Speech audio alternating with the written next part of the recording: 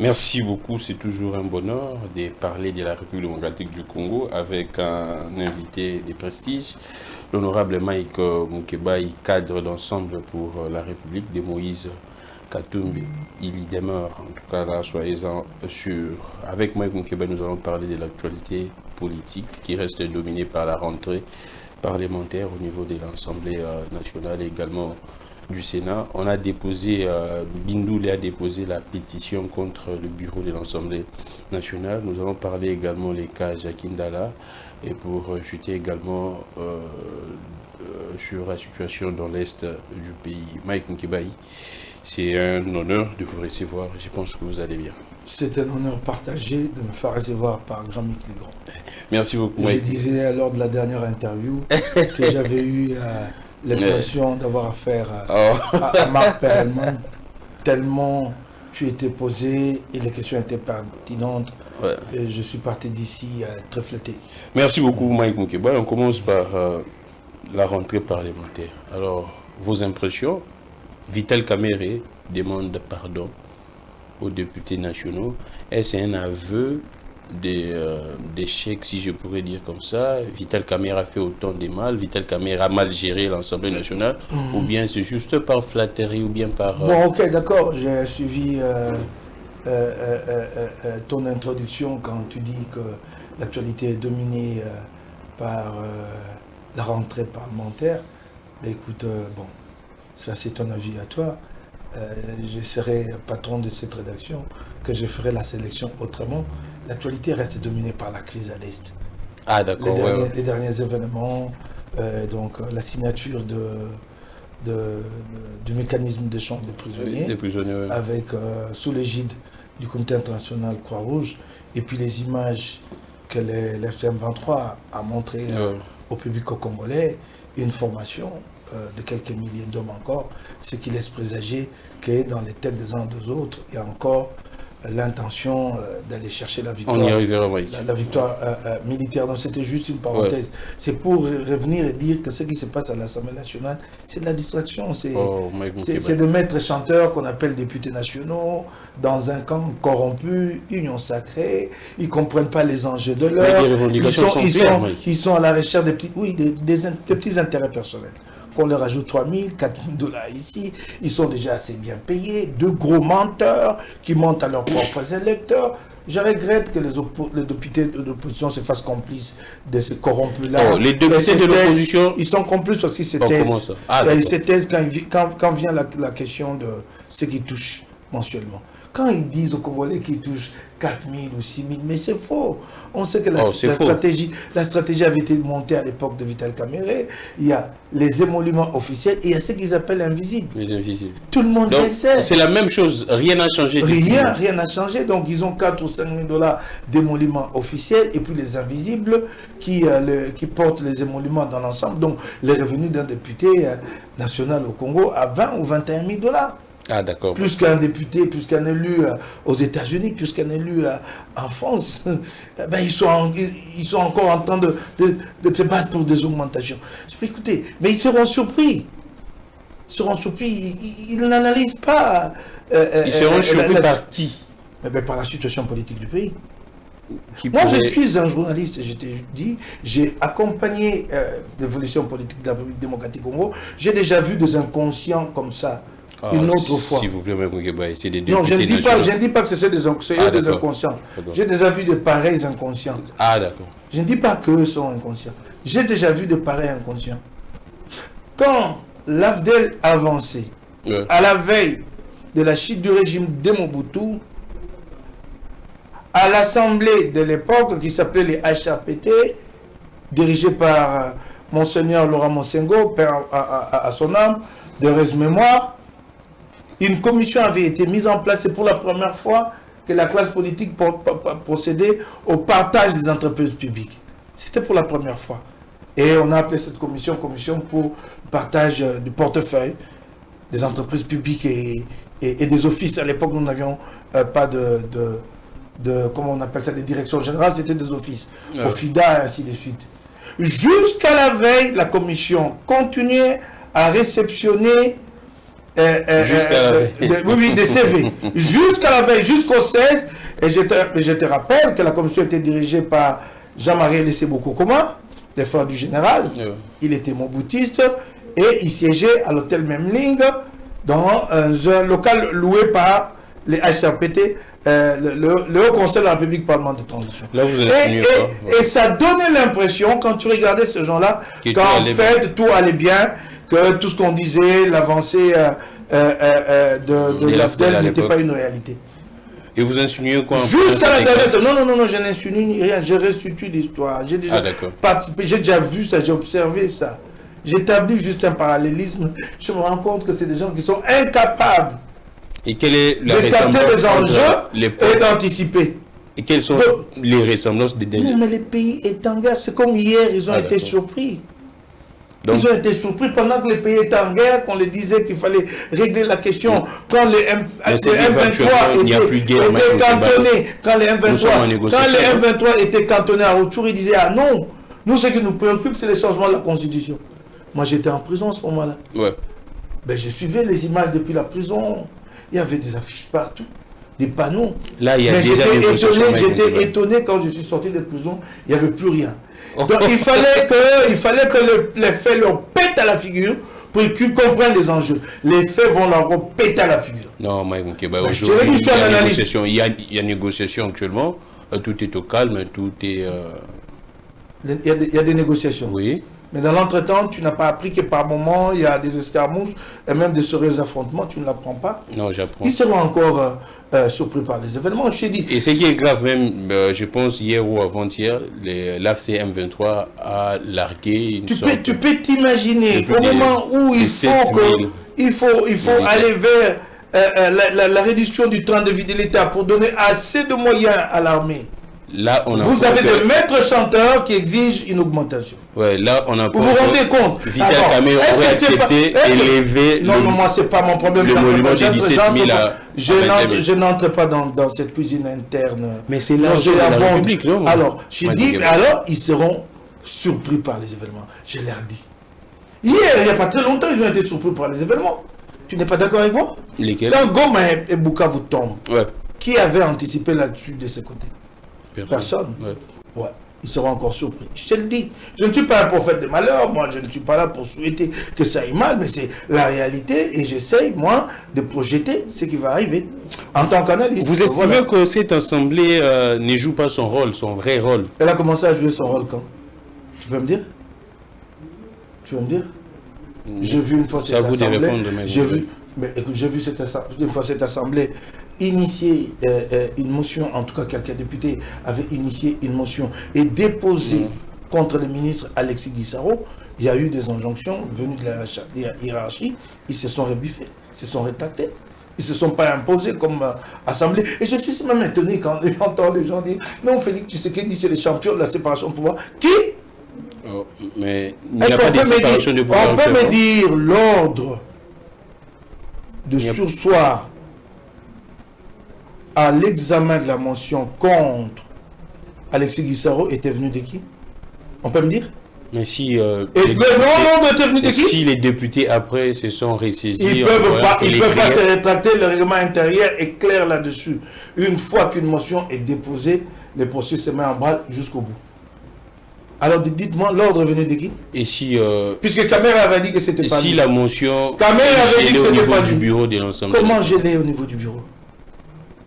Mais c'est parmi même les griefs, les revendications de députés qui disent que Kamerhe gèle plusieurs motions. Sur cette motion, Kamerhe avait été clair, il avait dit que c'est pas moi. Alors donc c'est qui?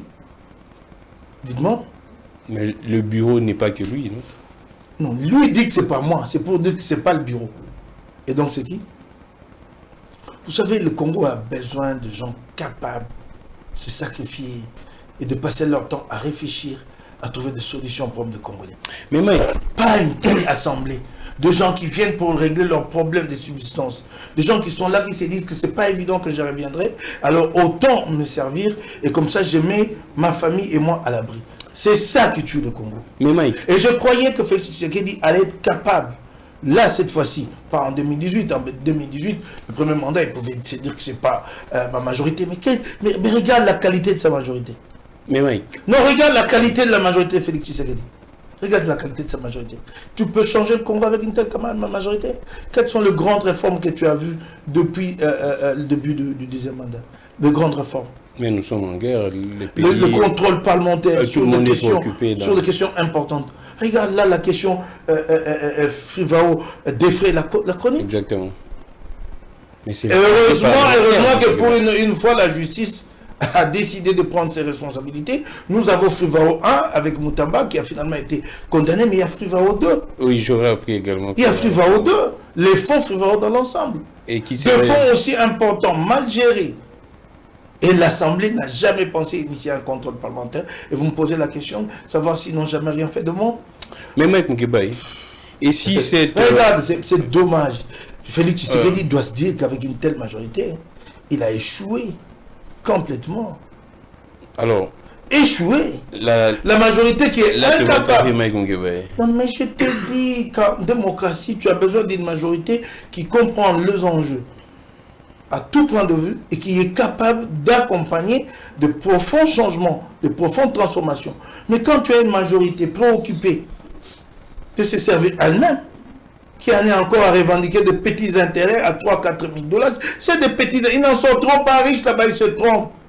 Je connais un peu cette expérience, j'étais député provincial, ils n'en sont trop... Paris, c'est une petite illusion. Mais si tu as une majorité qui en a encore à de telles motivations, au niveau des intérêts personnels et des intérêts tout mesquins, ça c'est une majorité, ça. Mike. Regardez, ils l'ont fabriqué cette majorité. Et voilà ce qu'ils ont... Ils n'ont pas fabriqué cette majorité issue des jurnes, Mike Moukébaï. Alors... on va évoluer, Mike. Et Kabila, avec tous les péchés d'Israël, en disant également que il n'avait pas une majorité de telle qualité. Il savait taper du poing sur la table et redresser. C'est vrai que c'était aussi... C'est vrai que c'était de mettre chanteur. Non, maintenant c'est vraiment pire. Alors, bon, parce qu'en fait, le problème c'est quoi? Et ils sont en train de reproduire ce qu'ils ont vu. Et donc maintenant, là, ils mettent devant nous quoi? Des pâles copies. Mais même qu'on va... On a dit, ceux qui étaient là, hein, dans les anciennes législatures, on a dit, non, vous savez, c'est que ma personne, sont bons, voilà la majorité. Et voilà maintenant un chantage au niveau des institutions. Et c'est fait publiquement et tout le monde suit. Et tu vois un député qui fait une tribune qui écrit en français que oui, il faut qu'on nous donne de l'argent puisque nous prenons en charge les populations. Monsieur, vous prenez en charge les populations.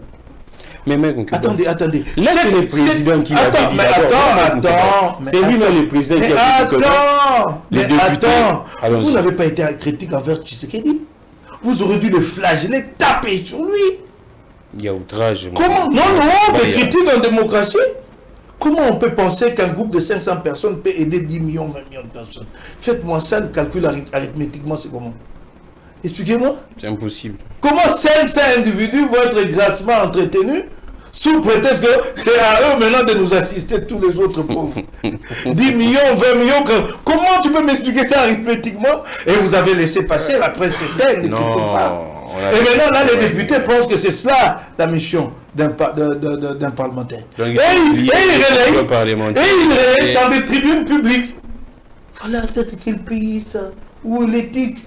Où les députés réclament des augmentations pour assister. Attendez, quand ils reçoivent leurs 21 000 $, vous pouvez leur poser la question, comment ils font pour aider les populations? Tu es élu de Lukunga, tu es payé, tu fais comment? Tu aides combien de gens dans les 30 jours qui font un mois?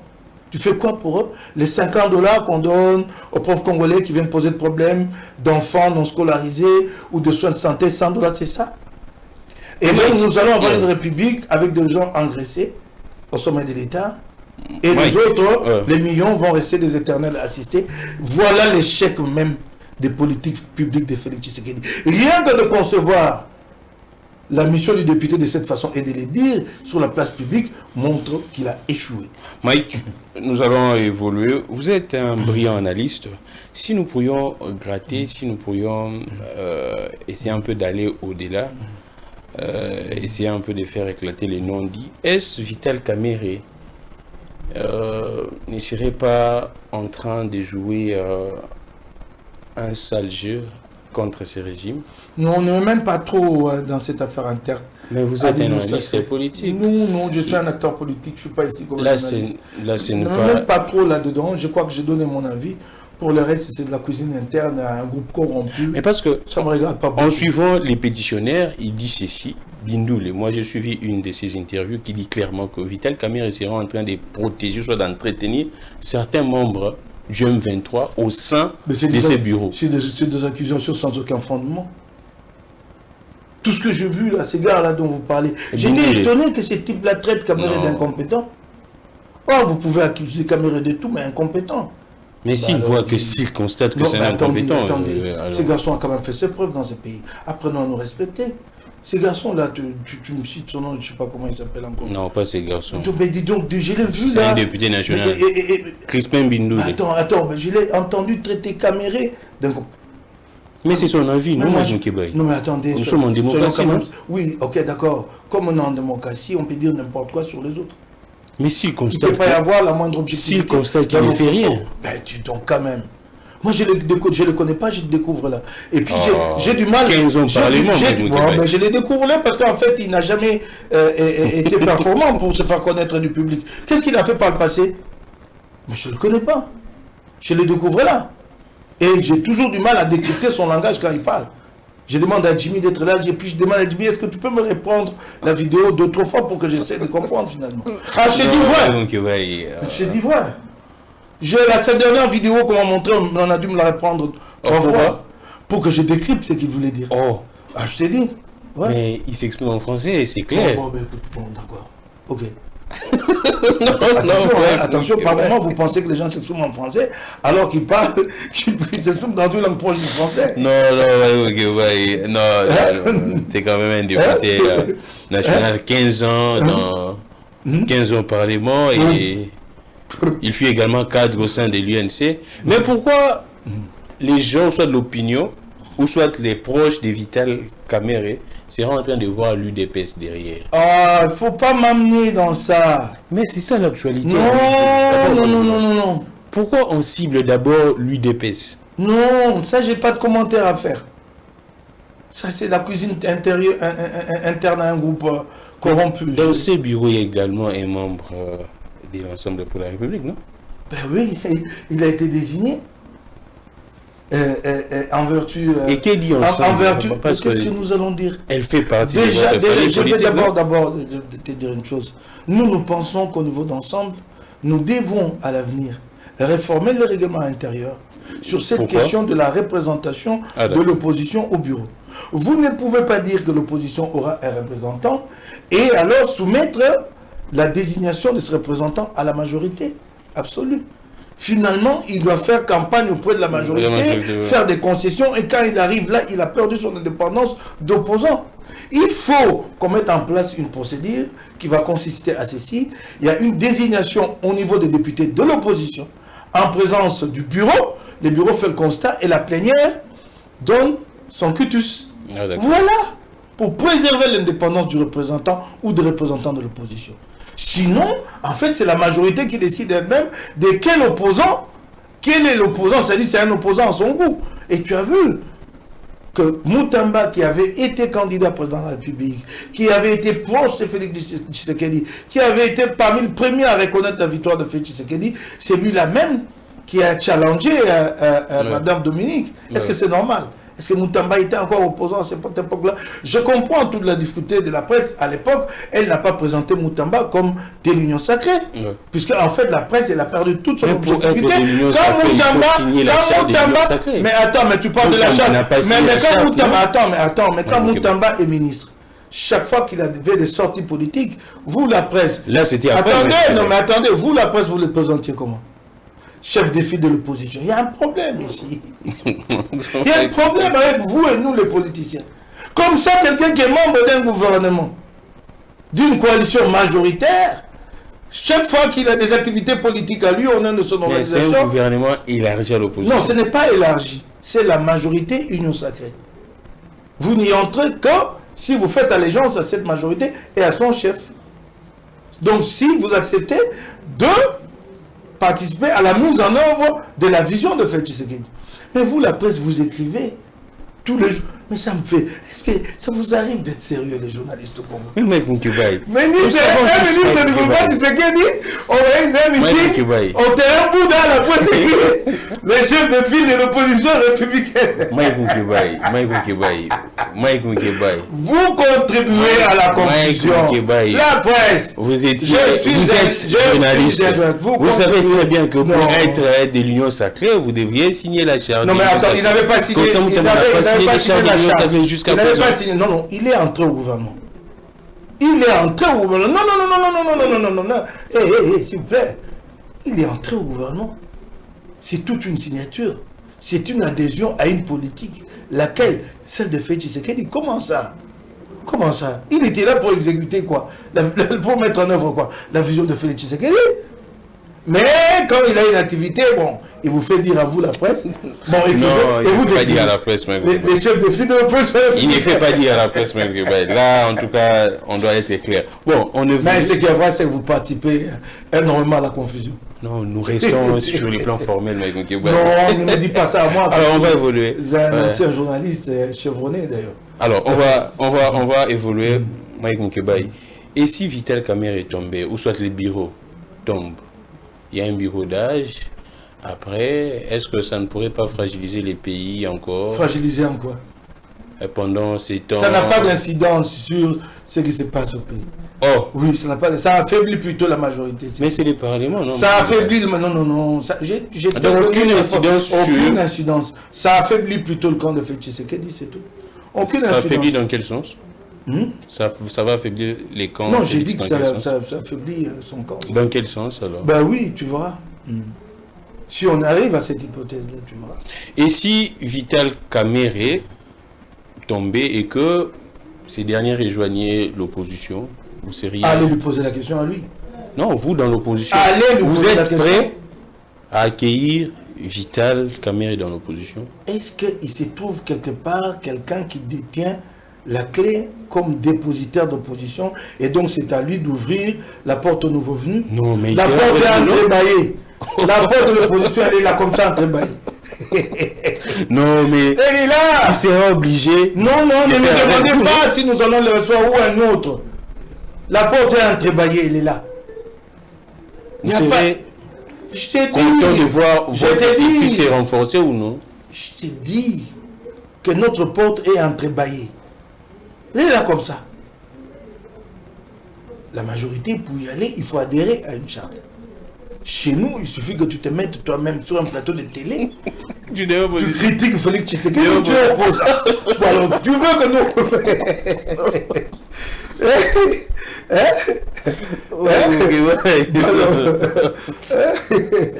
Alors, on va évoluer.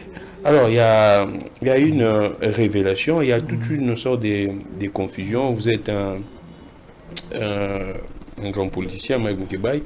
Parlant du budget, il y a une sorte de confusion. J'ai suivi les dernières déclarations d'Adolphe Muzito qui évoquerait des dettes, ainsi de suite. Selon Adolphe Muzito... Qui évoquerait ou qui évoque? Tu les dis encore au conditionnel à ces stades? Non, moi je reste... Toi, tu n'as pas suivi les propos de Muzito? Moi, je reste au conditionnel. Pourquoi? Moi, je reste au conditionnel. Non, pourquoi tu n'as pas suivi le propos? Non, j'ai suivi. Pourquoi tu les dis au conditionnel? Je reste au conditionnel parce que c'est que le gouvernement, c'est que le pouvoir Tshisekedi nous présentait avant, ce n'était pas, en tout cas, la même chose que ce que Adolphe Muzito est en train de dire. Dans un gouvernement, s'il y a quelqu'un qui est habilité pour parler de la hauteur de la dette, ce n'est pas le gouvernement, ce n'est pas la Premier ministre, c'est le ministre du budget, c'est sa compétence. Ok?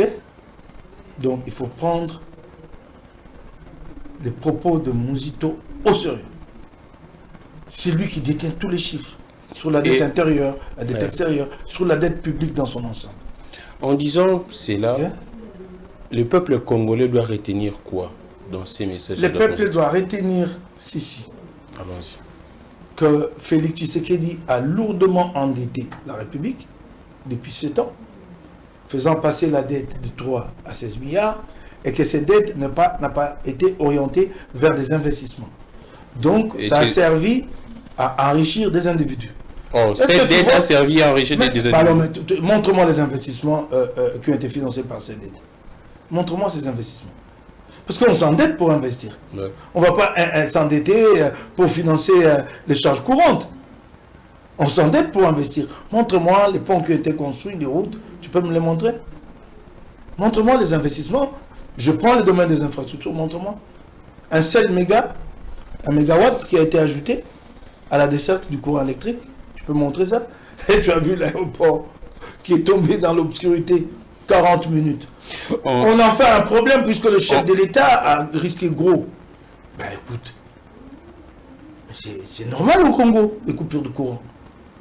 Elles sont courantes, c'est tous les jours, c'est pas la première fois que tout Njili plonge dans l'obscurité, c'est pas la première fois. J'ai déjà vu des vidéos de Njili dans l'obscurité, j'ai déjà vu des vidéos sur l'enseigne de l'aéroport international de Njili où une lettre manquait.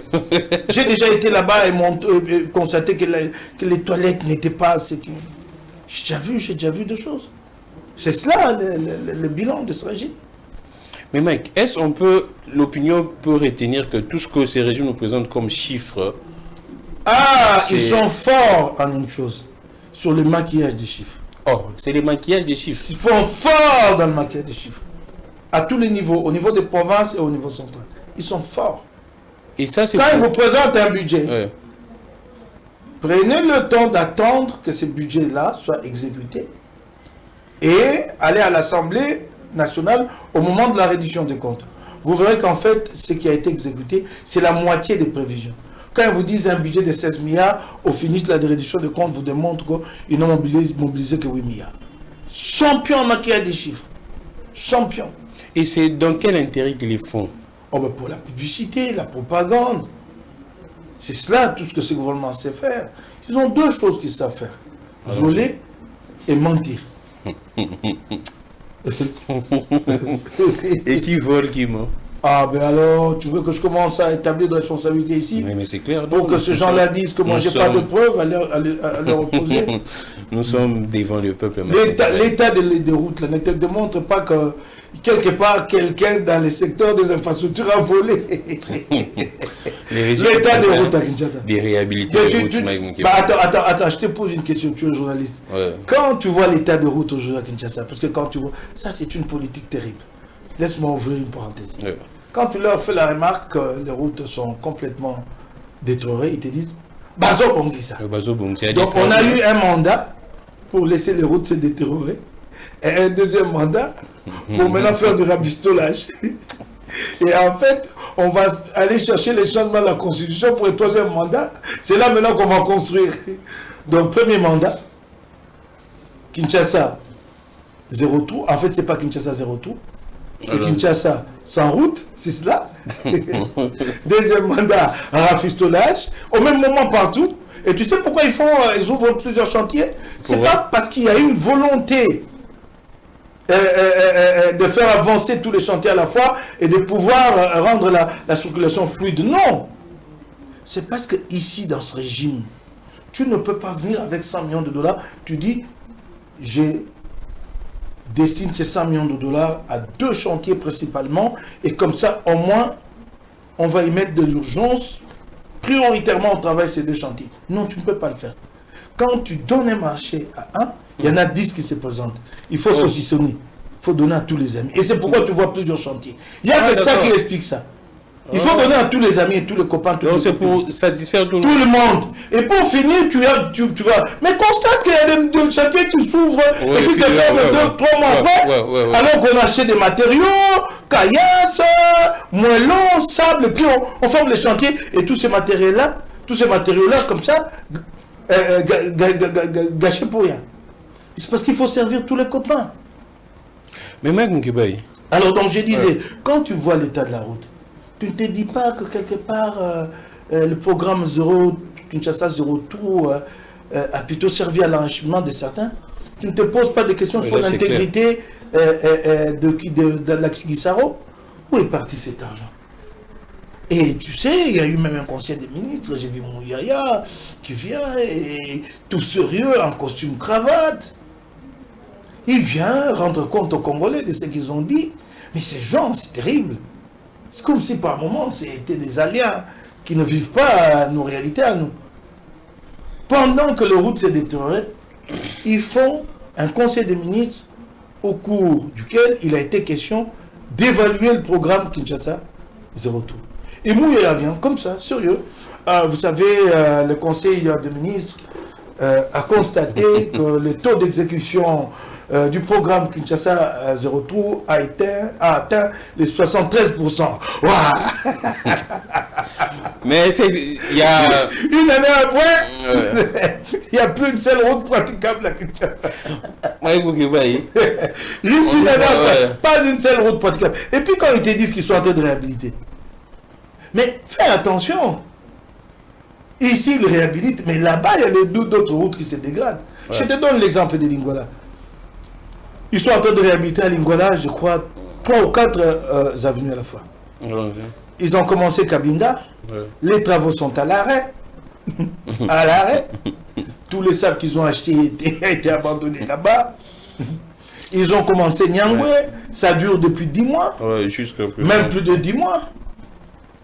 Parce qu'il faut compter avec eux que pour une réhabilitation de 100 mètres, il faut au moins 6 mois. Ils sont en train de réhabiliter. Ils avaient ouvert les chantiers Kalembele, mais ils l'ont fermé. Ils ont abandonné des matériaux là-bas. Mais dans l'entretemps, à Lingwala, là, donc il y a Itaga aussi, c'est un chantier. Itaga, ouais. Ça avance à pas tortue. Mais dans l'entretemps, à Lingwala, Mondesa, qui est resté la seule avenue plus ou moins praticable, est en train de se détruire. Avec le pluie qui arrive, nous ne prendrons plus Mondesa. Ouais. Donc quand ils auront fini, ils vont passer tout le monde à ce point. Je dis, d'où le premier mandat, c'était Kinshasa sans route. Il fallait mettre Kinshasa dans cette situation. Et donc le deuxième mandat, c'est que du rafistolage. Mandat à Liboso, Bomanzela. Mandat à Mibale, Bamba, Bamba, Bamba, Bitendi. Ça pas te tengama au cause bambi donc on dit ba bamba très kufa bambi basa grand basigate on va demander à Misato. Il y a plusieurs actualités. Si mandé pas que le commandant à Misato changement cause pour Batonga. Oh Mbokeku. Mike, on va très rapidement parce qu'il y a plusieurs actualités, avoir votre avis. À qui incombe la responsabilité de ce qui est arrivé à l'aéroport jusqu'à présent? En tout cas, il y a, je ne sais pas, parler de la démission non plus. Mais à qui incombe la responsabilité? Au ministre des tutelles, au DG de la RT, de la RVA, au DG de la SNEL. Mais il s'agit d'abord d'une question de politique publique dans le secteur. Ouais. Et la politique publique dans le secteur incombe à qui? Au ministre du secteur. Ouais. C'est bien clair, c'est le tout premier responsable. Et pourquoi pas les DG? Les DG, c'est lui qui gère au quotidien l'entreprise. Attendez, c'est comme vous, en interpellant les uns et les autres que vous allez finalement établir de responsabilité. Tu me poses une question sur le plan de principe. Ouais. J'ai dit le tout premier responsable, c'est le ministre sectoriel. C'est lui qui assure la politique publique dans le secteur. Et puis il y a les DG. Quand il s'agit de gros investissements, c'est par exemple aujourd'hui, vous vous acharnez tout le temps sur la SNEL, et ça c'est la méthode de Félix, une déresponsabilisation du gouvernement pour chercher des boucs émissaires. Ah, la SNEL ne peut pas vous fournir du courant de manière permanente. Ah, pourquoi? Vous ciblez. Mais parce qu'il y a d'abord un problème de production. La quantité du courant qui arrive à Kinshasa ne peut pas suffire à la population dans son ensemble. Donc là, ce n'est pas d'abord les problèmes du DG. Non, il faut de gros investissements de la part du gouvernement. Mais je vois que même vous, les gens, vous embarquez là-bas à la SNEL. Non, la SNEL est en difficulté. Et déjà, que s'il y a un gros débiteur qui doit à la SNEL, c'est encore lui-même l'État, le gouvernement. Voyez-vous, c'est cela. La SNEL a deux problèmes. Le problème de la quantité, de la production du courant. Et le problème des réseaux de distribution qui est défectueux. Il faut le changer dans l'ensemble. Il ne faut pas y aller avec des câbles de 60 mètres à Kingabois quand un câble a brûlé. Non, il faut changer le réseau de distribution dans son ensemble. Ça sont des problèmes liés à de gros investissements lourds. Et ça, c'est le gouvernement. Mais Mike, par exemple, là, la question de l'achat d'un générateur capable d'alimenter tout l'aéroport. J'imagine que c'est la décision du ministre, non? Ouais. J'imagine pour un investissement aussi honoreux. Ah oui. Et puis il y a le directeur général qui a d'ailleurs fait de la fuite en avant, tu as vu. Il a commencé par suspendre le commandant, disant quoi? Qu'il a acheté un générateur à la place d'un autre. Est-ce que c'est dans les attributions du commandant aéroport d'acquérir du matériel? Non. Fuite en avant. Bon, tu comprends. Tu sais, c'est ce DG là qui vous a fait rigoler avec la lecture d'un texte. Où c'est là? À l'Ocoloésie ou quoi là? Tu vois déjà les DG, tu vois? Tu le vois déjà? Non, il ne voyait pas bien, Mike. Bon, ouais, ok, d'accord, un problème de vue. Alors, donc, merci. Bah, alors, c'est déjà lui, tu vois, déjà. Hein? C'est déjà lui, tu vois. Et puis, tous les autres par la suite. Ok. Alors, on avance alors très rapidement, Mike. On entre dans les questions dans l'Est. On commence par Uvira d'abord. Qu'est-ce qui s'est passé? C'est vrai, actuellement, il y a déjà une sorte d'accalmie. Mais jusqu'à présent, le gouvernement n'a pas communiqué pour dire que Gassita a été remplacé ou non. Il ne communiquera pas. Mais si Gassita... Le gouvernement a été humilié par ses alliés. Humilié, contraint de céder du terrain, et c'est grave. C'est un fâcheux président. Le gouvernement a cédé? Il a cédé. Mais comment toi, journaliste, tu veux savoir de moi si c'est à toi d'informer le public, non? On a suivi le porte-parole du gouvernement qui a dit clairement que non, jusqu'à présent, on ne peut pas parler du départ des Gassita. Selon Patrick Mouya, le porte-parole, qui a dit qu'à présent, on ne peut pas parler du départ d'Olivier. Si on peut parler, si on ne peut pas parler, si on veut aller poser, il faut aller poser la question à Patrick Mouya. Si on ne peut pas parler de son départ. Donc on ne peut pas dire à l'instant que Gassita n'est plus à... Attends. Mais pourquoi, au lieu de poser la question à Mouyaya, tu me la poses à moi? C'est Mouyaya qui dit qu'on ne peut pas parler de son départ. Mais on parle de quoi? De son absence d'Uvira, de son exfiltration, on parle de quoi? Et c'est la question que moi je vous pose. Qu'est-ce qui se passe à poser à moi? Pourquoi là, moi, Moukébaï? Mais vous êtes un politicien. Oh, les porte-parole du gouvernement est là. Cheikh Chabani était là-bas, posez-lui la question. Pourquoi Moukébaï?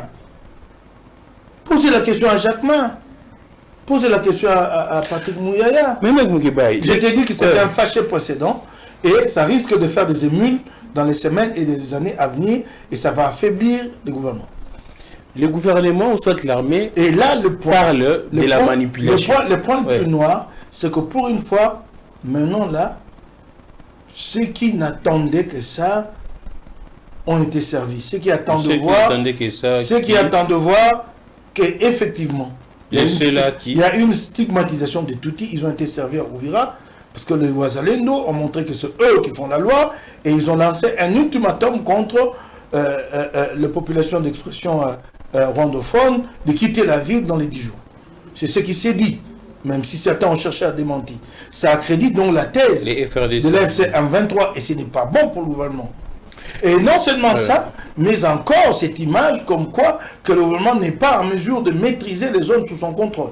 Ça aussi, ça va jouer contre le gouvernement. C'est pas très bon. Les gens que tu as vu ces manifestations, attendez, ne me parlez pas de maîtriser les manifestations. Vous avez vu ce qui s'est passé? On a tiré à balles réelles sur des individus comme toi et moi, des Congolais, chez eux. Non, ne me dites pas ça. Comme s'il n'y avait pas de police à Uvira. Il y a quand même une police à Uvira. Et bien j'allais dire que tu vois déjà que les Américains sont très critiques sur la responsabilité du gouvernement quant à ses capacités de s'engager pour l'application de l'accord de Washington. Et il y avait eu déjà des allusions. Pas très bien. Mais Mike, face à des manifestants qui ont des armes, tu veux que... Tu as vu les images des manifestants étaient armés? Mais les non, moi je parle de la manifestation pacifique. Tu as vu les images qu'ils étaient armés? Les Wazalendo. Non, moi je ne parle pas des Wazalendo. Les Wazalendo ont été malins. Ils ont mis le gouvernement en difficulté. Plutôt que d'aller eux-mêmes en première ligne, ils ont instrumentalisé la population pour l'amener dans une marche pacifique. Et le gouvernement a été pris au piège. Incapable de la réprimer, cette marche-là, sans faire des dégâts. On ne sait pas faire la différence entre un civil et un... une manifestation en public au grand jour, comment on ne va pas faire la différence entre quelqu'un qui est armé et un civil désarmé? Comment ça? Toi, tu as vu les images avec des gens désarmés pour aller manifester au siège de la... Ils allaient vers le siège de l'armée, ils étaient même arrivés là, non? Tu n'as pas vu ces images-là? C'était des gens désarmés, des jeunes. Pour la plupart. Les gouvernements et l'armée parlent d'une sorte de manipulation. La manipulation viendrait de qui? Ah mais ça c'est très compliqué. Ceux-là qui parlent de manipulation, tu leur poses pas la question de savoir d'où vient la manipulation. Ça c'est une stratégie connue du gouvernement. C'est une stratégie. Une déresponsabilisation pour trouver un bouc émissaire. C'est toujours ça. Félix Tshisekedi arrive en responsabilité. La justice est là. Il ne parle pas de la justice. Il fait de promesses qu'il va transformer le pays et la justice. 5 ans après, il vient de dire que la justice est malade. On l'avait élu pour qu'il vienne dire aux Congolais que la justice est malade ou pour la transformer. Depuis qu'il a dit qu'elle est malade, qu'est-ce qu'il a fait? Il devait dire aux Congolais, voici la justice dans quel état je l'ai trouvée, voilà ce que j'ai réalisé, voilà à quel remède j'ai soumis la justice, et donc je l'ai guéri à 40%. Je pense que d'ici la fin de mon second mandat, et mon dernier d'ailleurs, je pourrais atteindre les 70%. Voilà la responsabilité. Non, lui, il est dans cette communication de déresponsabilisation. Les gens meurent dans les bandes d'où il y a une main noire. Comment un gouvernement peut parler de main noire? On est dans la métaphysique ou on est dans la réalité de gestion des hommes? Tant qu'il n'est pas Bambikou, dit tout ça, c'est qu'on dénie. Le gouvernement, Bambikou dit. Mais ceux qui disent que c'est Babengi Ngunza. Tata Ngunza, ah, main noire, ça signifie quoi? On prend très vite. C'est vrai que, bon, je ne sais pas si vous partagez également l'avis de ceux qui estiment que si Uvira tombe, ce serait pratiquement une porte d'entrée pour les autres provinces. Vous pensez également qu'on doit essayer de mettre beaucoup plus d'attention, de se focaliser sur... Je ne parle pas beaucoup, je n'analyse pas beaucoup les questions militaires de cette nature-là, en raison de leur sensibilité. Ah, d'accord. Et puis, ben, je risque de donner certaines informations ici. On prend alors ce qui s'est passé à Ntoyo, à Lubero. On a parlé avec vous la dernière fois concernant les ADF. Mais là, apparemment, on constate qu'on fait beaucoup plus allusion au M23 qu'à ces gens-là, aux ADF. La presse fait le jeu du gouvernement. Oh, moi, allons-y. La presse ne parle que de l'FCM 23. Les autres questions sont reléguées au second plan.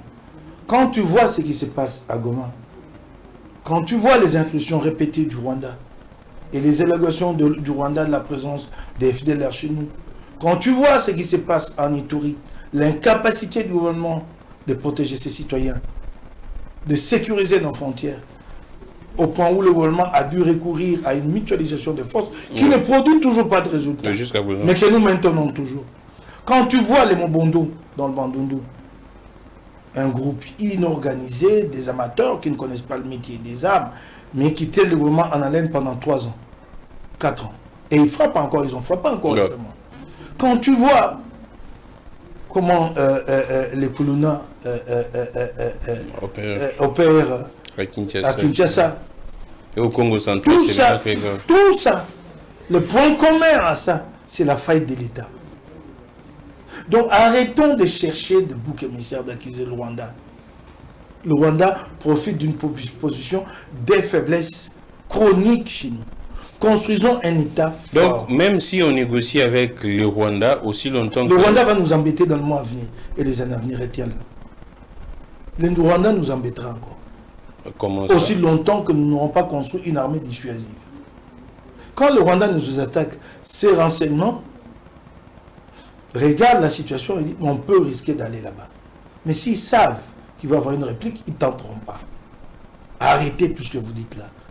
Arrêtez cette politique qui consiste à tuer l'État et que des individus prennent le dessus sur l'État. Voilà ce que tue le Congo. Parce que ces gens sont corrompus, ils savent que si jamais l'État se redresse dans ses ressorts, dans ses pouvoirs régaliens, ils seront les premiers à répondre. Alors, ils travaillent à détruire l'État. C'est cela la triste réalité. Tu es journaliste. Combien d'entre vous parlent du conflit pétrolier entre nous et l'Angola? L'Angola nous pompe notre pétrole au littoral, Congo central. La Banque mondiale a estimé le manque à gagner à 80 milliards de dollars. Combien de fois tu as entendu ton gouvernement en parler? De Kabila jusqu'à aujourd'hui. Kabila a tenté une revendication au niveau des Nations Unies, ça n'a pas abouti. Et puis après, silence radio. Combien de fois Félix Tshisekedi a demandé à son ancien ministre de Kabir, va à Luanda, amène-moi une solution. Tu as déjà vu la solution sur la table? Bidimbo a fait 2 ou 3 voyages. À chaque fois qu'il vient, dit non, nous sommes mis d'accord que désormais, on va partager 50-50. 50-50 de quoi? On ne discute pas des questions de pétrole sur une table, on discute des questions de pétrole dans les fonds marins, avec des équipes des experts qui vont évaluer la quantité de ce pétrole-là. Et comme ça, vous avez des discussions sur des données concrètes. Lui, Bidimbo, quand il va discuter, il discute sur Badi. Pourquoi nous n'en faisons pas une revendication majeure?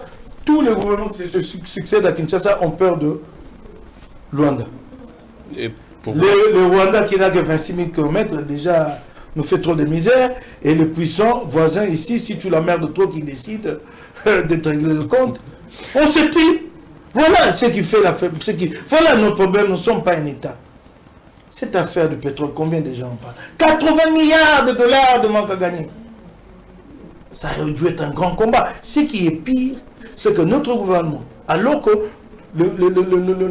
l'Angola nous doit, alors qu'un litige sérieux, grave nous oppose à l'Angola, mais notre gouvernement a signé une ZIC avec l'Angola, une zone d'intérêt commun, pour l'exploitation commune du pétrole. Comment moi je vais aller exploiter conjointement avec quelqu'un qui me doit 80 milliards, selon la Banque mondiale, pas nous, la Banque mondiale.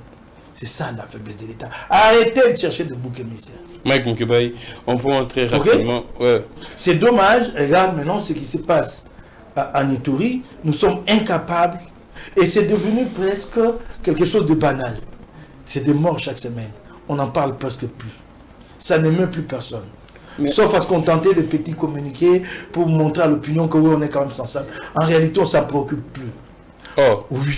Le gouvernement ne s'en préoccupe plus. Mais écoute, mais la mutualisation des forces avec l'armée ougandaise a montré ses limites. Il faut les dire, évaluer, à la limite rompre cette évaluation et imaginer une autre solution. C'est cela. Les compatriotes meurent tous les jours. Depuis que les Ougandais sont venus, moi mon analyse a été celle-ci. Les Ougandais ne seront pas plus préoccupés que nous sur cette question. Les Ougandais ne seront... Non, l'armée ougandaise, non. Elle ne viendra pas mourir pour nous ici. Parce que l'objectif de l'armée ougandaise, c'est d'éloigner le plus possible de la frontière, de sa frontière, des ADF. Et comme ça, il y a tranquillité à Kampala. C'est cela. Et ce qu'ils redoutent le plus, c'est les gros investissements avec Total dans les lacs Edouard. En fait, ils ont traversé pour sécuriser les gros investissements des Total. C'est cela le problème.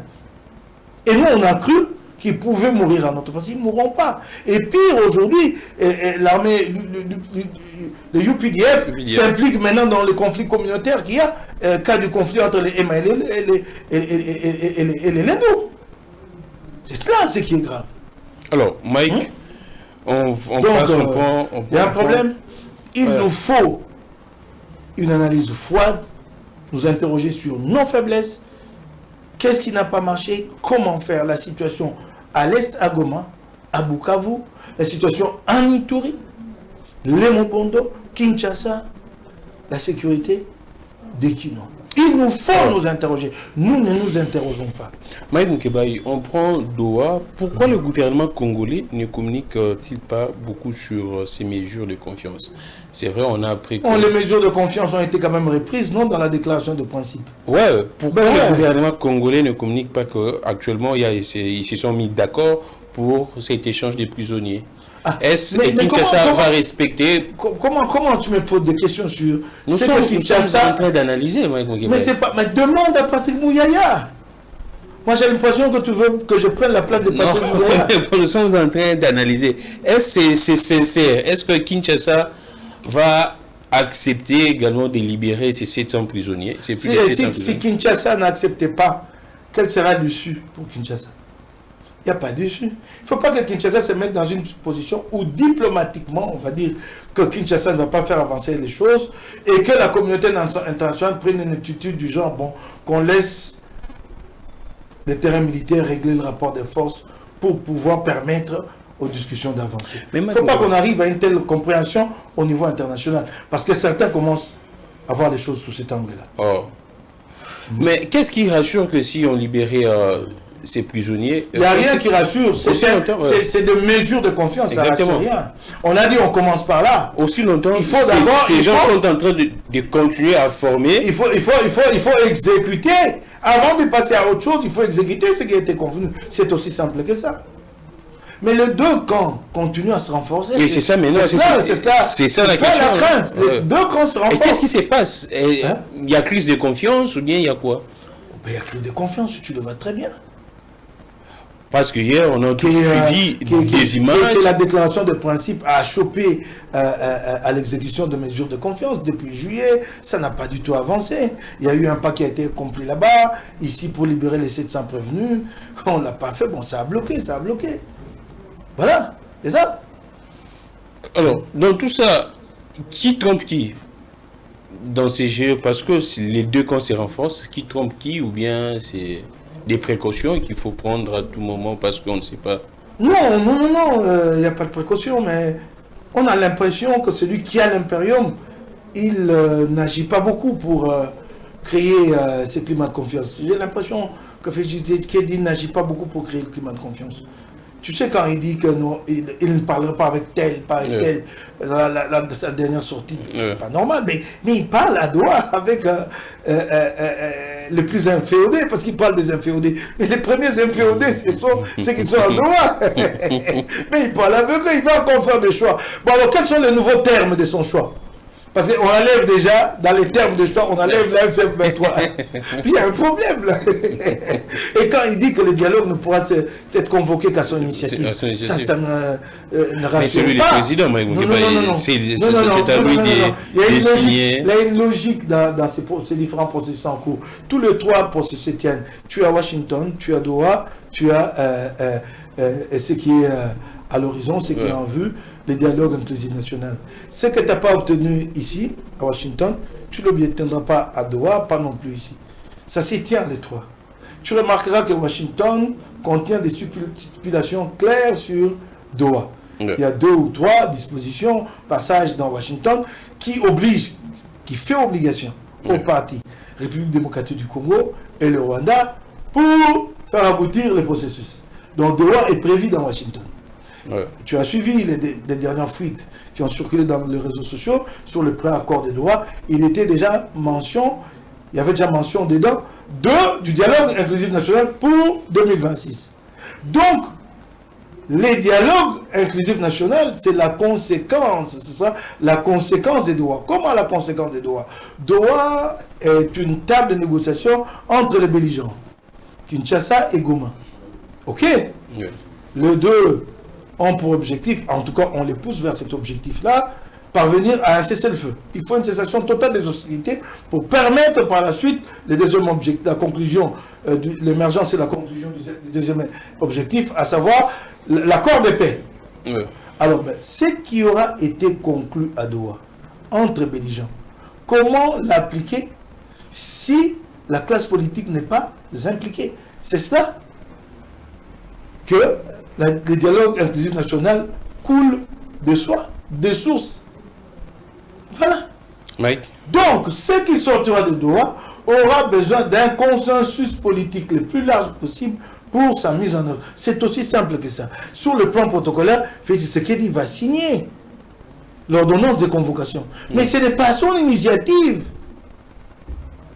C'est dans la logique des 3 processus, le premier, le deuxième et le troisième, pour enfin que la classe politique apporte sa caution et que nous puissions créer un climat apaisé pour appliquer ce qui aura été convenu.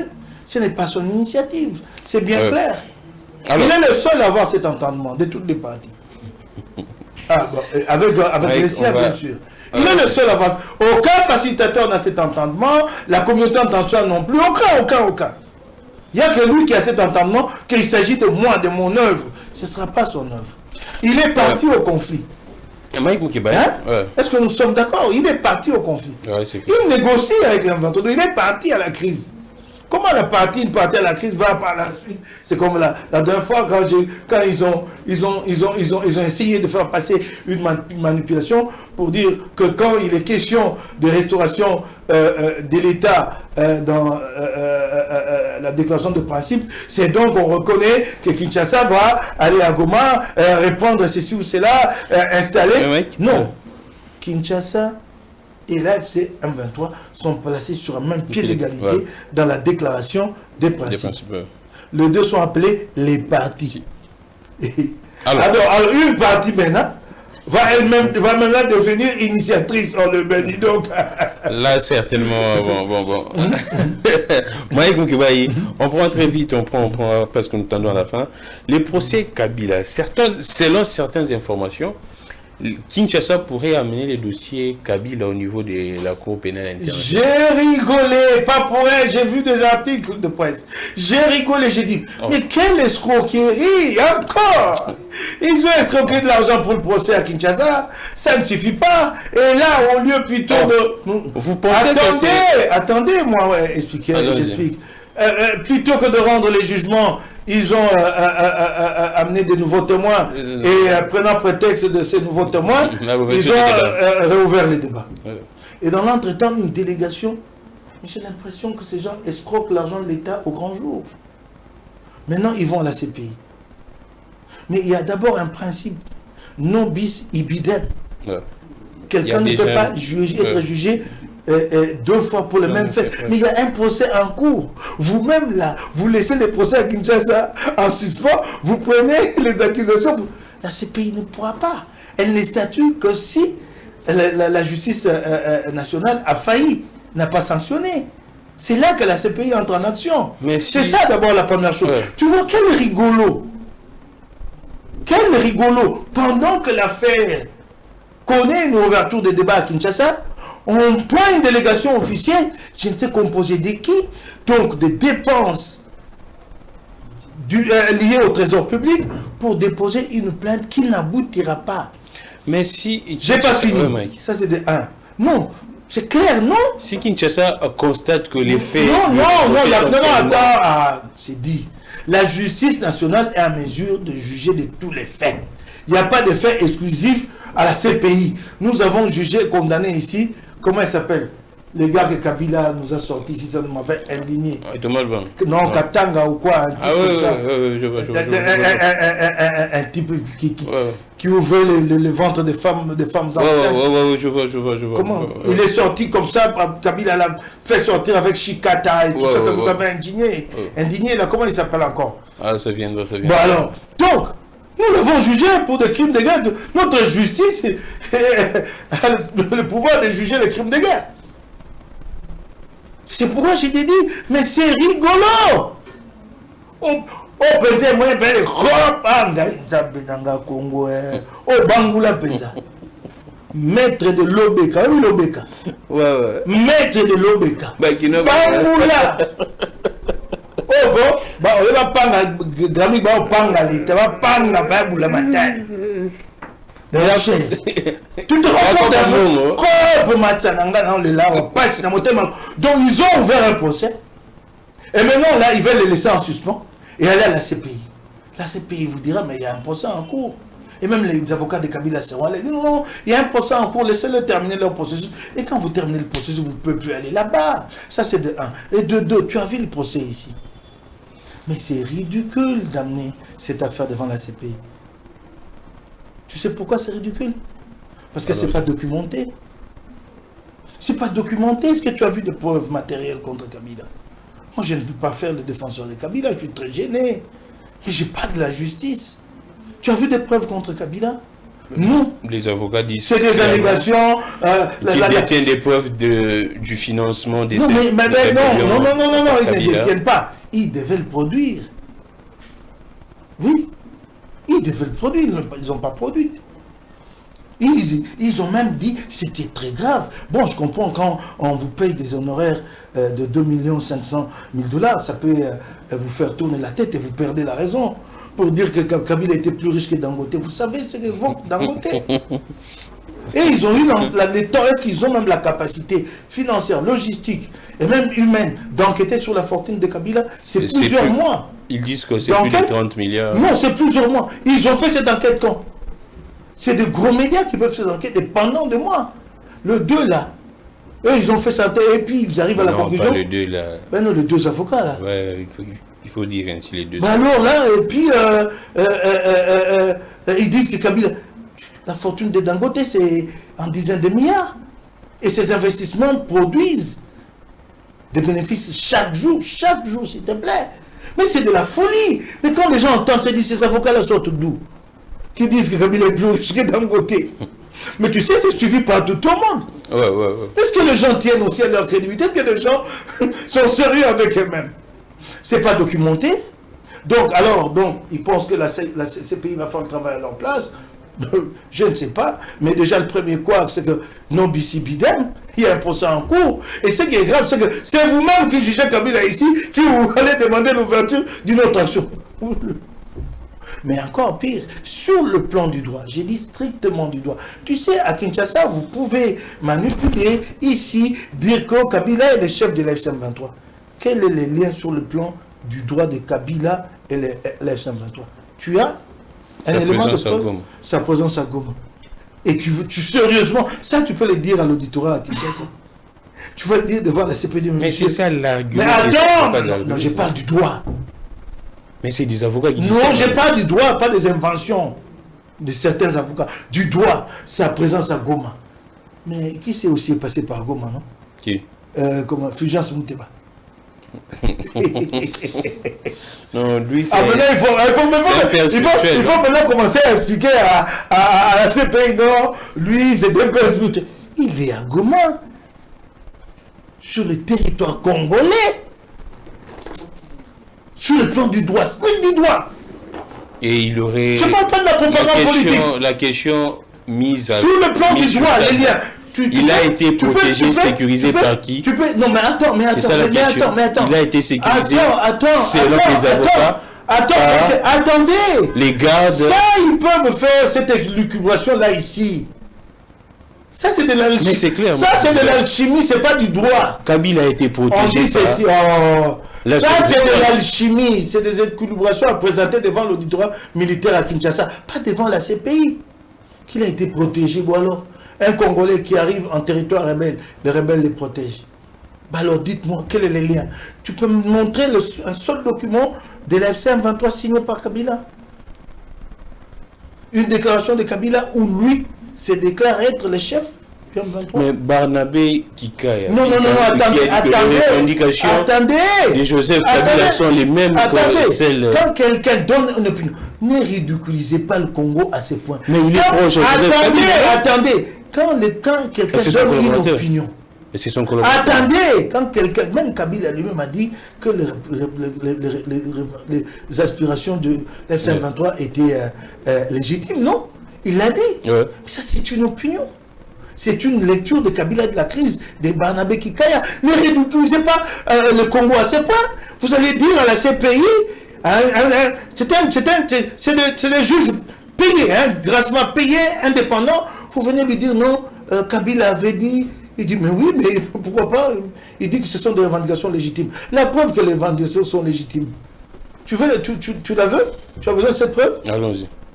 La preuve que ces revendications sont légitimes. Allons-y. Toi, tu ne l'as pas? Non.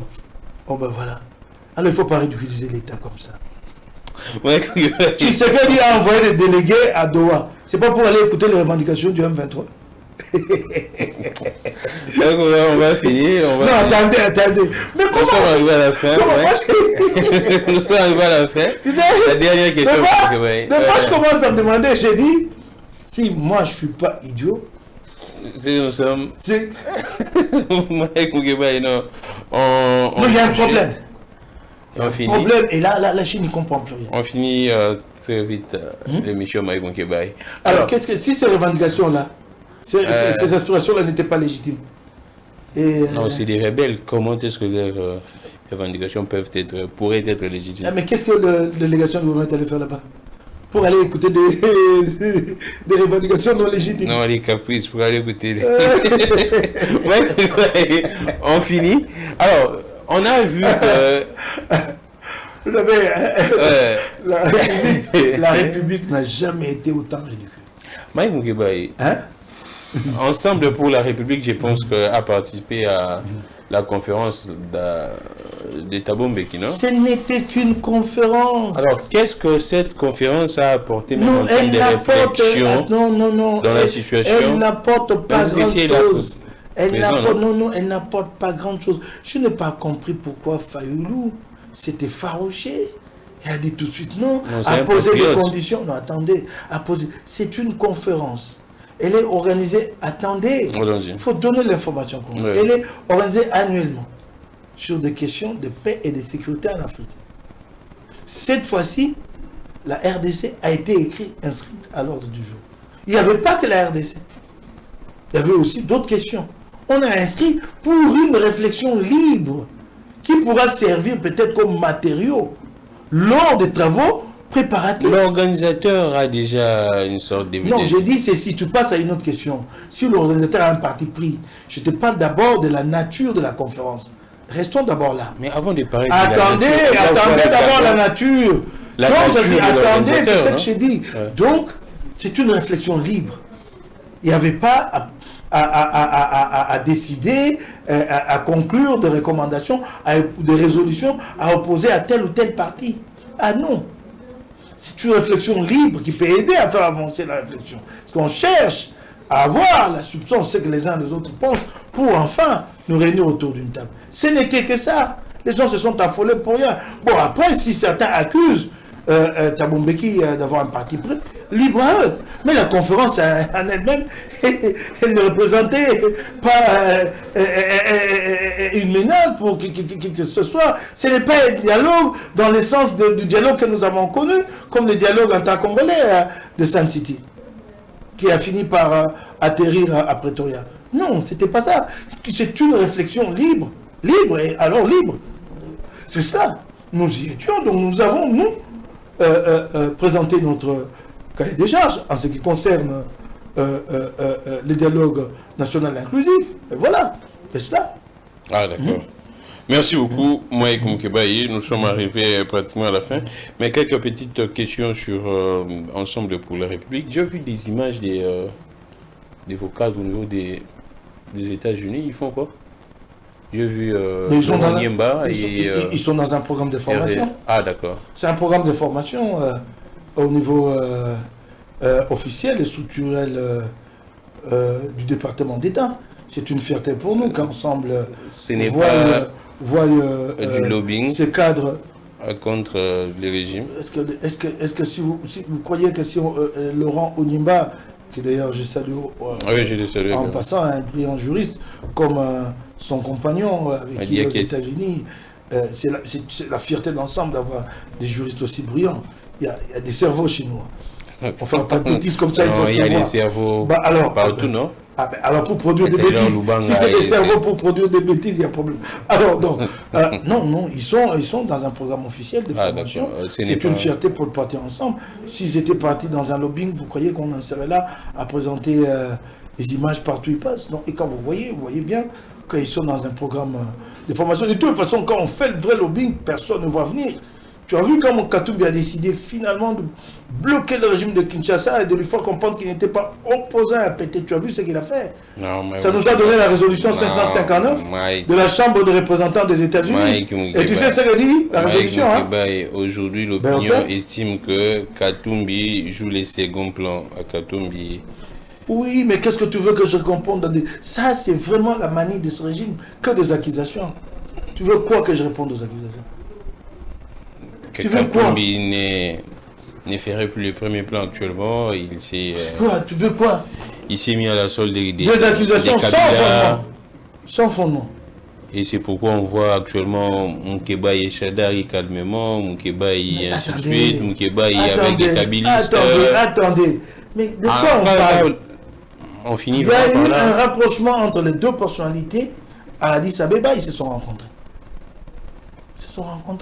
Et quand les images ont été diffusées, La rencontre avait déjà eu lieu il y a 2 semaines, il y avait 2 semaines auparavant. C'est nous qui avons décidé de vous donner des images, vous, la presse. Il y a de la presse congolaise n'est jamais informée, tu le sais très bien. Les images vous ont été livrées 2 semaines après. Qu'est-ce qui est... Donc c'est nous qui avons décidé de ne pas nous cacher de cette alliance. Donc nous ne nous cachons pas. Et de ces faits, nous sommes dans un processus de rapprochement. Et de ces faits, Katumbi joue désormais les seconds plans de Kabila. Quel second plan? Tu peux me donner des faits? Il joue le second plan comment? Il est chef d'un parti autant que Kabila est chef d'un parti. Il y a un respect mutuel entre les deux. Plus les Katumbi. Les sentir comment? Qui était deuxième aux élections selon la CENI. Quand j'étais pas. Mais il a été contraint à l'exil. Tu veux qu'il fasse quoi maintenant? Mais quand je te parle, quand je te parle de son plaidoyer diplomatique qui a abouti à la résolution 559, qui est clair, qui dit médiation, dialogue sous l'égide SNCO. Et qui dit pas de 3e mandat, il faut respecter le délai. Très clair, une position de la Chambre des représentants des États-Unis, ça, tu penses que Katumbi n'a rien fait, c'est pas assez ça? C'est son plaidoyer qui a donné à la République cette résolution-là. Mike, est-ce Katumbi... Et c'est un tournant, hein, cette résolution. Un tournant. Peut-être que vous ne l'analysez pas assez bien hein, ici à Kinshasa. C'est un réel tournant. Mike, un profond tournant. Est-ce Katumbi aujourd'hui... je ne sais pas comment dire, mais ça s'est dit dans l'opinion. Est-ce que Katumbi pourrait encore être, pourrait penser encore devenir président dans ces pays, même après? Qu'est-ce qui l'empêche? On sent que il est déplumé, il est déplumé, démystifié. Katumbi n'est plus ce qu'on pensait. Il n'est pas ce qu'on pensait de lui être. Que c'est un homme puissant, un homme qui fait craindre. Aujourd'hui, allons-y tout. C'est pratiquement une sorte de poule mouillée. Allons-y tout. Là, vraiment, on finit par... Katumbi a des atouts. Des atouts, et c'est des atouts indiscutables. Il a une popularité. Il a un parti implanté. À Lubumbashi, oui. Il a un parti implanté. Je ne vais pas entrer en contradiction avec toi là-dessus. Je t'ai dit... Non, pas avec moi, c'est ce que je pense. Je t'ai dit... Il a un parti implanté, donc capable d'assurer le relais pour Katumbi partout sur le territoire national. Katumbi dispose d'un portefeuille assez nourri. Donc c'est un bas de laine assez fourni. C'est un atout en politique, les moyens. Ça c'est évident. Katumbi est très réseauté à l'international, c'est un atout. Si tu me dis lesquels de ces atouts il a perdu, je te suis. Allons-y. Ouais, non, on finit, on prend les dossiers, on finit avec les dossiers Jacques Ndala. Il n'y en a aucun qui l'a perdu. on finit avec les dossiers. Merci. On finit avec les dossiers Jackie Ndala. Quel est l'état de santé actuel de Jackie Ndala? Non, je crois que Jackie souffre d'une grave pathologie, hein. Ce sont ses reins qui sont atteints et c'est très très grave. Et il faut une prise en charge conséquente. Mais jusqu'à présent, on aurait appris qu'il n'y a pas toujours d'autorisation pour un bon transfert ailleurs que l'hôpital des Salins. Bon, c'est cela ce qui est déplorable, que le régime montre autant d'indifférence sur le sort de Jackie. Tu sais, Jackie était arrêté pour une cause partagée avec... du Sochoir, Denise. Elle a bénéficié de la libération conditionnelle par Jackie. Donc c'est vraiment clair qu'il s'agit d'un acharnement sur Jackie. Clair, un règlement de compte. Je ne sais pas pourquoi lui devrait rester en prison et devenu Sochoir libéré, obtenir une libération conditionnelle. Donc nous continuons à élever la voix et à demander à ce que le régime réponde à toutes les conditions pour que Jackie accède à des soins appropriés. Mais j'aimerais que, je ne sais pas si vous allez rassurer l'opinion, il y a toujours de l'espoir, parce qu'en lisant les documents de Jackie Ndala, non, tu ne peux pas m'amener sur un terrain aussi risqué, je ne suis pas médecin. Non seulement que même pas médecin, mais ce n'est pas moi le médecin traitant. Mais Jackie, pour que les je messages mette, de Jacques pour que je Ndala, mette un avis sur son état. le message de Jacques Ndala Non, je ne peux pas. Moi, je ne peux pas. personnes. Je ne peux pas. Je peux être démenti. Je ne veux pas me lancer dans une voie au risque d'être démenti par le fait. Je peux dire qu'il est bien portant et demain, sa situation se dégrade. Son état de santé se dégrade. Je sais qu'il ne va pas bien. Et si ça dégradait, qui porte la responsabilité? Qui porterait? Le régime. Oh, my God. Mais le régime. Mais Oui, combien? Jacques Ndala a été arrêté comme prisonnier, non? Attendez, Alors si un prisonnier ça fait 4-5 mois. Tu sais, j'entends ces débats quand on dit qu'il y a que une personnalité politique. Il y a beaucoup de prisonniers qui sont internés dans des hôpitaux, mais puisqu'ils ne sont pas connus, vous n'en parlez pas. C'est simple, aussi simple que ça. C'est un humain, s'il arrive à Makala et qu'il tombe malade, quoi de plus normal? Et pourquoi la responsabilité doit... Mais parce que ça fait 5 mois, même plus, que nous faisons état de souffrance qu'endure Jacques. Et en retour, c'est de l'indifférence totale. Ça fait 5 mois, ça ne date pas d'aujourd'hui. La dernière fois, on a dû les transférer, puisque ce qu'il a écrit a été très pathétique. C'est cela. Il a fallu qu'il écrive. Mais tu vas me dire que les autorités pénitentiaires n'étaient pas au courant? Celui-là, le ministre qui est arrivé, qu'on fait passer pour le champion des droits de l'homme, qui a été aux Nations Unies, c'est un ancien activiste de la ZADO, je ne sais pas, Guillaume Ngefa. Et pour le Kajaki, il est insensible. Je sais que ça ne dépend pas de lui, les pauvres, j'ai pitié de lui. Mais Mike, je sais. L'opinion pointe également le doigt à vous, Ensemble pour la République. Qu'est-ce que nous avons fait? Mais il fut un cadre d'Ensemble pour la République. C'est vrai qu'il l'a quitté. Mais on ne sent pas l'engagement de l'Ensemble pour la République pour les cas Jacques Ndala. À part vous. Vous voulez les sentir comment?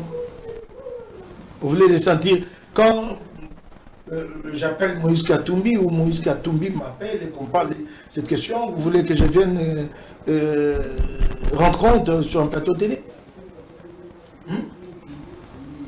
Si je peux vous dire combien Katumbi est préoccupé, combien d'appels j'ai reçus de lui, il faut que je vienne exposer ça ici. Ah, donc vous rassurez que Katumbi est préoccupé de la situation des Jacques Ndala. Je vous en prie, je ne veux pas aller plus loin dans le détail. Mais que l'opinion sache non. Je ne veux pas aller plus loin. L'opinion s'interroge. Apparemment, Ensemble abandonne. Je ne voudrais pas aller plus loin. Jacques Ndala, en tout cas, a beaucoup donné Ensemble pour la République. Je connais ce procès. Moi-même, en prison, on a attaqué le chef de mon parti pour dire qu'il m'avait abandonné. Et comme j'étais en prison, que je ne pouvais pas rendre mon témoignage, cette thèse-là a été accréditée par beaucoup. C'est gênant que je vienne ici pour porter le témoignage de l'altruisme de Katumbi. C'est dont il est question, ici, ce n'est pas de l'altruisme de Katumbi.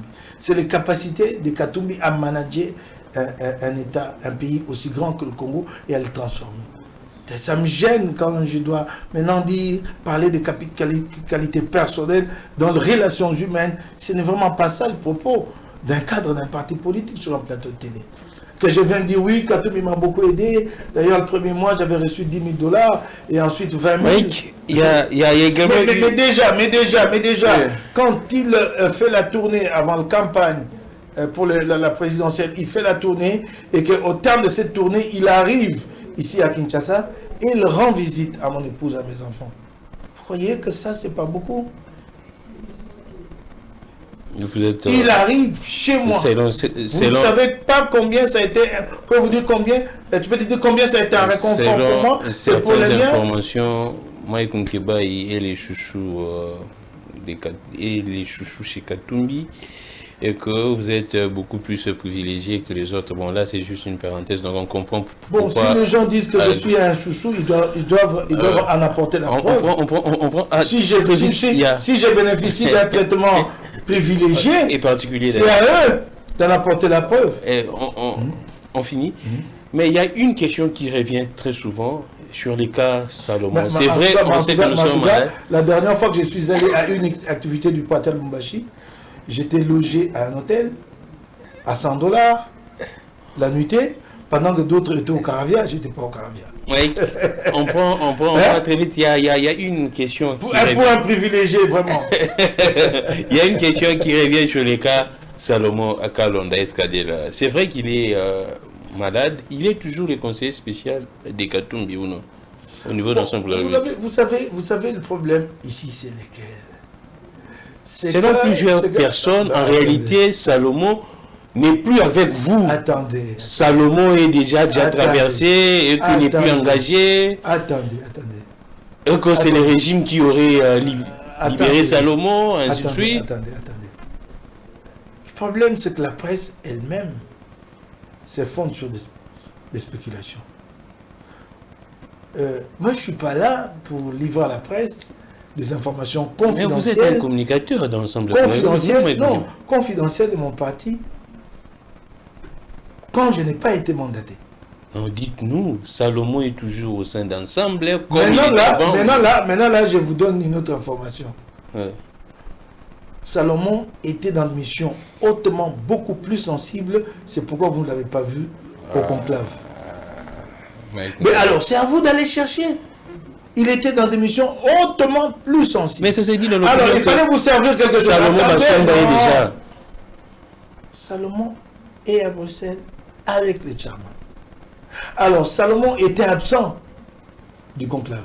Vous avez écrit non, il est malade, les gens comprennent que ce n'est qu'un prétexte. Attendez. Vous ne maîtrisez plus Salomon. Attendez, je vous aide maintenant, vous la presse. Je vous aide. Je vous aide, même si mon parti va me sanctionner, j'accepte. Je vous aide, j'ai dit, Salomon était dans des missions hautement plus sensibles. Il vous appartient, vous, maintenant, la peine d'aller chercher, il était où? Merci beaucoup. Donc, Salomon Kalonda est toujours... Il était en ce moment-là dans des missions hautes, malade ou pas malade, en ce moment-là, il était dans une mission hautement plus sensible. Mais pourquoi les gens pensent qu'il est... Non, il ne faut pas penser, il faut aller vers l'information. Si au moins la presse peut se donner le mal, la peine d'aller chercher où était Salomon Kalonda, dans quelle capitale du monde et quelle personnalité internationale il avait rencontré, vous livrez l'information. Ça devient beaucoup plus clair. Alors la presse est contente des spéculations. Quand nous on écrit, vous prenez ce que nous écrivons pour parole d'évangile, vous ne vérifiez pas. Merci. Ça n'est fini aujourd'hui. C'est vrai qu'avec Mike Moukeba, il y a toujours beaucoup plus de matière. Aussi, si vous doutez, il y avait une question très importante que l'opinion, les Quinois particulièrement, ne cessent de me demander à quand l'ouverture des Andos. Non, on va revenir, c'est tout un dossier, ça. Maintenant, à quand l'ouverture? C'est ça la grande question. Il faut vraiment quand aux Andos. Ça, il faut poser la question à Daniel Bumba. Et qu'est-ce qui bloque? Non, il faut poser la question à Bumba. Merci beaucoup. Là, je pense que vous avez des réponses. Sokana tambola boye. Ah, les gars, Zando Fungamakan, Zando. Ngabe, Nagansaki, Mukeba, Nabeleme, tant que. S'il y a une émission où j'ai assez du temps, j'explique. Mais de répondre à des questions précises de cette question-là.